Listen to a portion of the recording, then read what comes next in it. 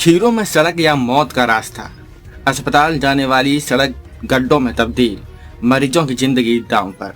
रायबरेली के खीरों से तस्वीरें विकास के उन दावों पर सवाल खड़े कर रही हैं जिनके सहारे जनता को बेहतर सड़क, बेहतर स्वास्थ्य और बेहतर सुविधाओं का भरोसा दिया जाता है। लेकिन खीरों में हकीकत क्या है? अस्पताल जाने वाली सड़क खुद मरीजों के लिए मुसीबत बन चुकी है। जी हाँ, खीरों क्षेत्र में शास्त्री नगर से CHC दुकनहा मार्ग की हालत इतनी खराब बताई जा रही है कि सड़क पर जगह जगह गड्ढे नजर आ रहे हैं।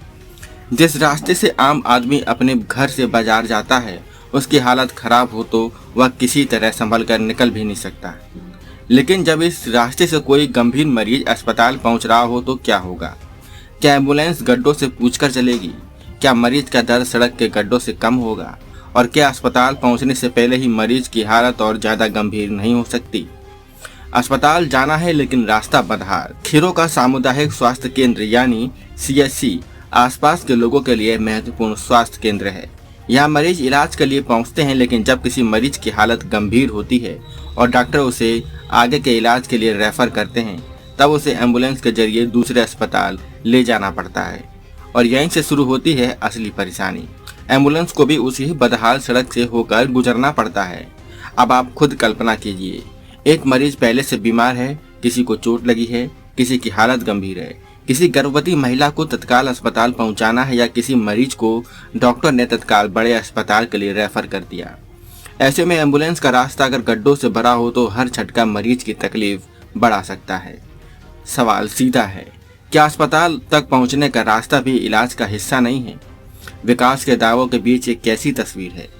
सरकारें सड़क निर्माण और ग्रामीण विकास के बड़े बड़े दावे करती है, कागजों पर सड़क बनती है, योजनाएं बनती हैं, बजट आता है, काम पूरा होने की रिपोर्ट भी तैयार हो सकती है, लेकिन जनता पूछ रही है जमीन पर क्या है?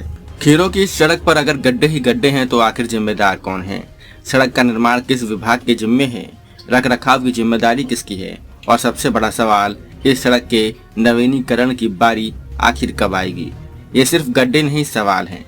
सड़क में पड़ा एक गड्ढा सिर्फ गड्ढा नहीं होता, यह सवाल होता है, क्या सड़क की निगरानी हो रही है? क्या जिम्मेदार अधिकारी मौके पर जाते हैं?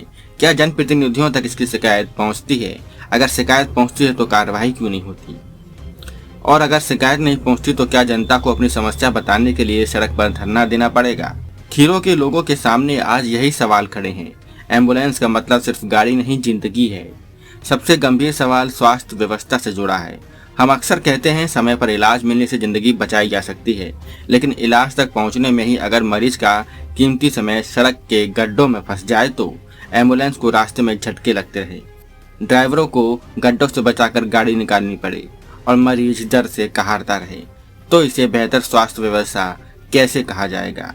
अस्पताल में डॉक्टर है, दवाएं हैं, इलाज की व्यवस्था है, लेकिन अस्पताल तक पहुंचने वाली सड़क ही अगर बदहाल है तो सवाल उठना लाजमी है। जनता पूछ रही है नवीनीकरण कब? खीरों के लोगों की मांग सीधी है, सड़क की मरम्मत हो, गड्ढे भरे जाएं, जरूरत हो तो सड़क का नवीनीकरण करवाया जाए। खीरों की जनता पूछ रही है सड़क कब बनेगी, गड्ढे कब भरेंगे, अस्पताल जाने वाला रास्ता कब सुधरेगा? और सबसे बड़ा सवाल, क्या किसी बड़े हादसे के बाद प्रशासन जागेगा या उससे पहले? यह मामला सिर्फ खीरों के रास्ते का ही नहीं, यह सीधे तौर पर स्वास्थ्य, सड़क और प्रशासनिक जवाबदेही से जुड़ा है। क्योंकि अगर मरीज को अस्पताल पहुंचने के लिए खराब सड़क से गुजरना पड़े तो सड़क सिर्फ यातायात का साधन नहीं रह जाती, वह मरीज की जिंदगी से जुड़ जाती है। इसलिए प्रशासन को चाहिए कि इस मार्ग का मौके पर निरीक्षण कराया जाए, सड़क की वास्तविकता स्थिति की जाँच हो, जहाँ गड्ढे हैं वहाँ तत्काल मरम्मत हो, और यदि सड़क पूरी तरह नवीनीकरण की मांग करती है तो उसका स्थायी समाधान कराया जाए।